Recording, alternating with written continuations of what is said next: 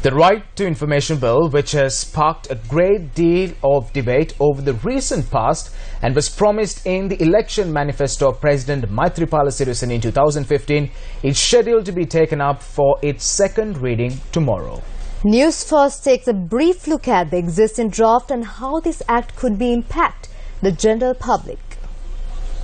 The right to know and the right to be informed is an important tenet of democracy. In fact, Article 14(1) of the Constitution sets it out as a fundamental right, stating that every citizen is entitled to the freedom of speech and expression, including publication. The 19th Amendment to the Constitution further strengthened this by giving every citizen the right of access to any information held by a state body, subject to exceptions. The Right to Information Bill proposes to give individuals and organizations the right to request for information held by public authorities. This right is subject to certain exceptions, including state defense, territorial integrity, national security, among others. The bill, if enacted, will impose duties on ministers and public authorities to maintain and preserve records. How do people make use of this right to information?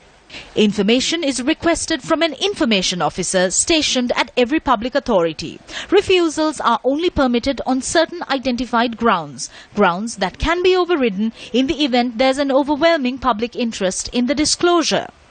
In the event a request for information is denied, the individual or organization has the right to appeal to a newly appointed Information Commission consisting of eminent persons. Failing this, they may appeal to the Court of Appeal. In what situations can the general public use the RTI to get information? So really, the Right to Information Act will allow any citizen to request information, and this could be in the form of documents or CDs. A citizen would have to request this information from an information officer within a relevant public authority.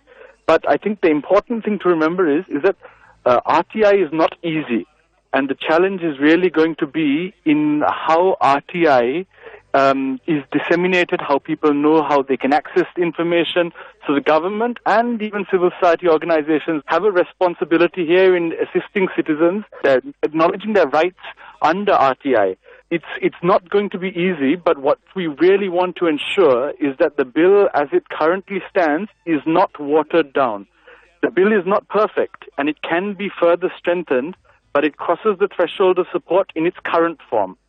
Any watering down would be very, very concerning, and so we really want to see the bill in at least its current form, and we're hoping further amendments which have been advocated by many different civil society organizations and from provincial councils as well to be incorporated in the committee stage in Parliament.